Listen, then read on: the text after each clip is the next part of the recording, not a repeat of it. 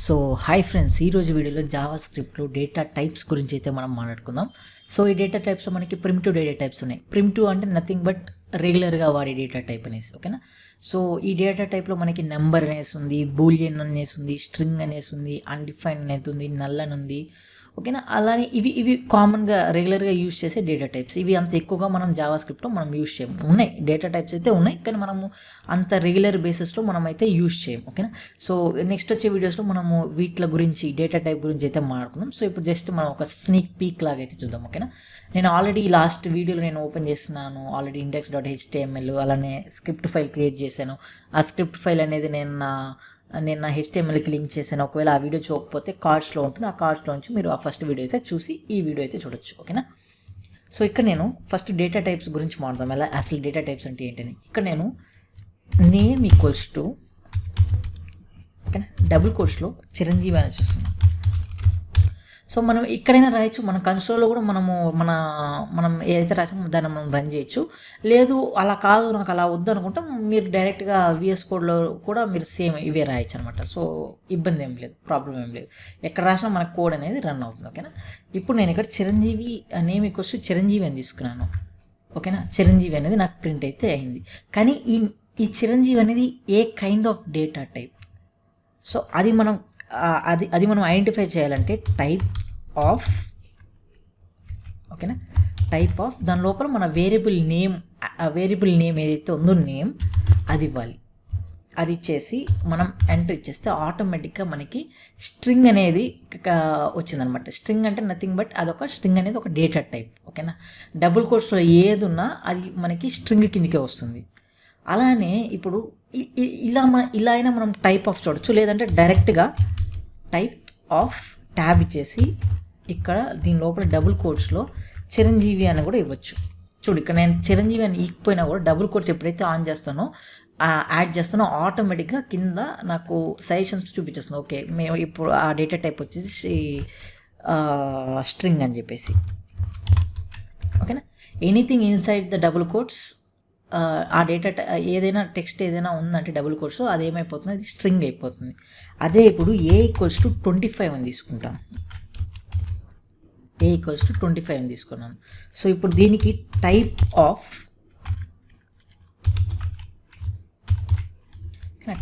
A అని ఇచ్చేస్తే ఆటోమేటిక్గా నాకు ఏమైపోతుంది, నెంబర్ అని వస్తుంది, ఓకేనా. ఎందుకంటే 25 అనేది నెంబర్. అదే ఒకవేళ నేను A = డబుల్ కోట్స్లో 25 ఇచ్చాను అనుకోండి, లాస్ట్ వీడియోలో నేను చెప్పాను 25 ఏమవుతుందని డబుల్ కోట్స్లో ఇస్తే, ఓకేనా. A = 25 ఇచ్చాను. అలానే ఇప్పుడు టైప్ ఆఫ్ A చూద్దాం ఇప్పుడు, ఓకేనా.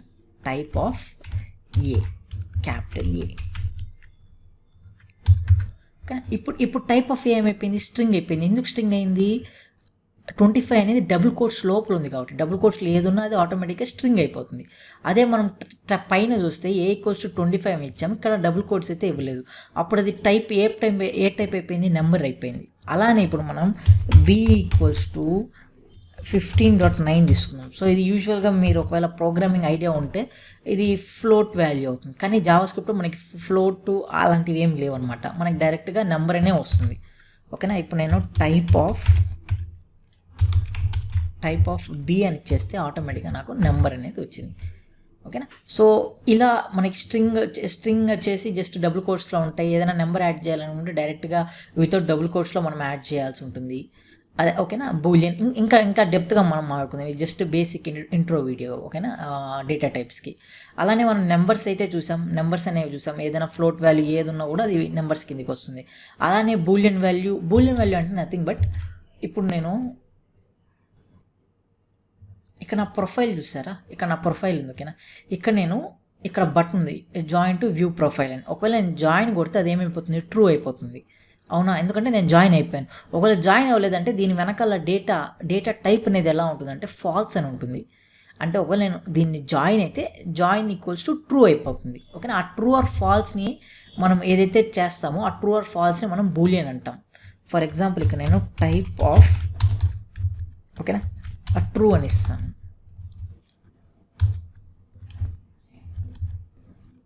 Type of true.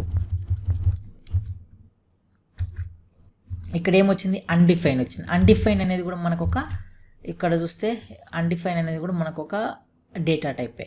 ఓకేనా. అలానే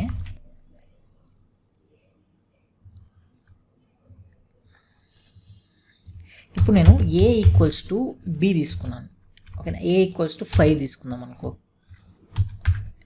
అలానే బి ఈక్వల్స్ టు కూడా 5 తీసుకున్నాను.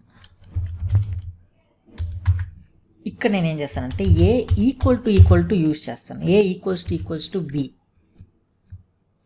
దీన్ని నేను ఏం చేస్తాను అంటే సిలో పెట్టుకుందాం. ఓకేనా. C equals to okay A equals to B. Okay.